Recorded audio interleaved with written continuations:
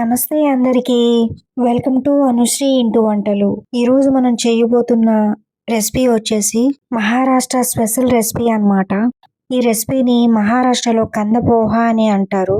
అదే మనమైతే అటుకుల ఉప్మా కానీ, అటుకుల పులిహోర కానీ అని అంటాము. మార్నింగ్ హడావిడిగా ఉన్నప్పటికీ అప్పటికప్పుడే చేసుకునే బ్రేక్ఫాస్ట్ రెసిపీని చాలా సింపుల్ గా చేసేయచ్చు. ఈ టిఫిన్ రెసిపీ అయితే చాలా చాలా బాగుంటుంది. ఈ రెసిపీని ఈ విధంగా ట్రై చేశారంటే ఎప్పుడు వదిలిపెట్టరు. అంత టేస్టీగా ఉంటుంది. త్వరగా చేసుకుని ఈ హెల్దీ రెసిపీని ఎలా చేయాలో చూద్దాం. ఒక కప్పు మందపాటి అటుకుల్ని తీసుకోవాలి. పొడి పొడిగా రావాలంటే ఈ విధంగా తీసుకోవాలి. మెత్తగా ఉన్న తీసుకున్నట్లయితే పేస్ట్ లా కనిపిస్తుంది.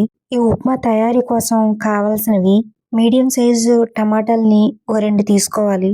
పెద్ద ఉల్లిపాయని చిన్న పీసెస్ గా కట్ చేసి పెట్టుకోవాలి. గుప్పెడు జీడిపప్పు పలుకుల్ని తీసుకోవాలి. ఈ జీడిపప్పు పలుకులు వేసుకోవడం వల్ల తినేటప్పుడు కమ్మదనం తెలుస్తుంది. గుప్పెడు పల్లీలు కూడా తీసుకోవాలి.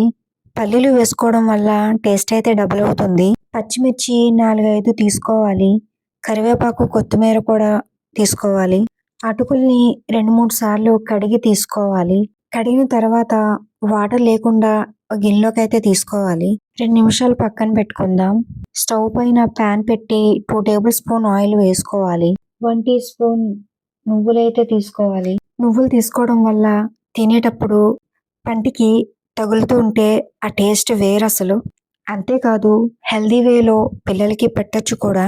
1 టీ స్పూన్ జీలకర్ర, పోపు దినుసులు వేసుకొని ఫ్రై చేసుకోవాలి. పల్లీలు తీసుకొని 1 నిమిషం తర్వాత తరిగి పెట్టుకున్న ఉల్లిపాయ ముక్కల్ని వేసుకోవాలి. ఉల్లిపాయ ముక్కలు బాగా వేగిన తర్వాత పచ్చిమిర్చి వేసుకోవాలి. జీడిపప్పు పలుకుల్ని వేసుకొని బాగా కలిపి మగ్గనివ్వాలి 2 నిమిషాలు. ఇలా ఈ విధంగా గోల్డెన్ కలర్ లో వచ్చినంత వరకు ఫ్రై చేసుకోవాలి. ఇప్పుడు టమాటా ముక్కల్ని వేసుకొని కొద్దిగా కరివేపాకుని 1 టీ స్పూన్ సాల్ట్ని వేసుకొని 1 టీ స్పూన్ పసుపును వేసుకొని బాగా కలపాలి.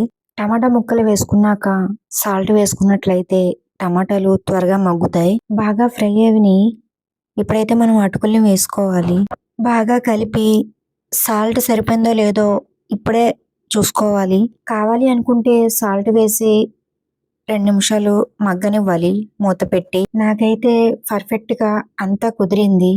అంతా అయిపోయింది అనుకున్నప్పుడు 1 టేబుల్ స్పూన్ ధనియాల పొడిని వేసుకోవాలి. ఇది ఎప్పుడైనా లాస్ట్లో వేసుకోవాలి. అప్పుడు దాని ఫ్లేవర్ మనకు తెలుస్తుంది. ఒకసారి కలుపుకున్నాక కొత్తిమీరను కూడా వేసుకొని కలపాలి. కొద్దిగా నిమ్మరసం వేసుకొని వేడివేడిగా సర్వ్ చేసుకోవచ్చు. ఈ రెసిపీని మార్నింగ్ బ్రేక్ఫాస్ట్ గా తీసుకోవచ్చు, డిన్నర్ గా తీసుకోవచ్చు. లేదు అనుకుంటే ఈవినింగ్ పిల్లల కోసం స్నాక్స్ కింద కూడా ఇవ్వచ్చు. అంత బాగుంటుంది. అవును, నేనైతే ఈ రెసిపీని ఈ విధంగా చేస్తాను. మీరైతే ఏ విధంగా చేస్తారో షేర్ చేసుకోవడం మాత్రం అస్సలు మర్చిపోవద్దు. ఈ వీడియో మీకు నచ్చినట్లయితే ప్లీజ్ లైక్ చేయండి. మీ ఫ్యామిలీ మెంబర్స్కి, ఫ్రెండ్స్కి షేర్ చేయండి. మరెన్నో రెసిపీస్ కోసం అనుశ్రీ ఇంటి వంటలు ఛానల్ని సబ్స్క్రైబ్ చేసుకోండి. Thank you for watching. Thank you.